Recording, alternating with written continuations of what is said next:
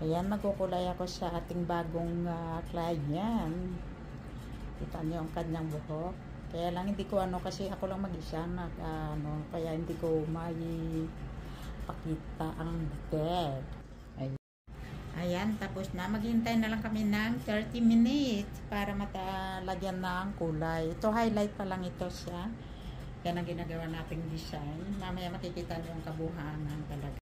Habang naghintay kami ng 30 minutes, kakain muna ng mga chip o prutas. Tingnan nyo ha. Ayan.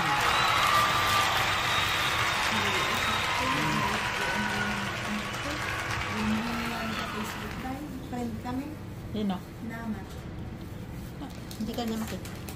Ayan mga guys, tingnan nyo. Tapos na tayo. So nagsimula na tayong irinsag ang kanyang buhok. At hayaan natin ito ng 10 minutes para makuha na ang exactly kung ano ang kulay na gusto niya.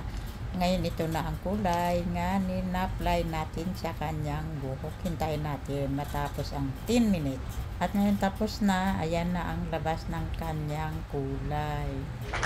So, masaya siya at nakuha ang gusto niya kung ano gusto niyang kulay. Kagaya ng pinagayan na siya pictures. So, kung good luck sa iyo guys at sino man gusto magpakulay, i-knock nyo lang ako at punta kayo dito sa bahay ko at kulayin kayo.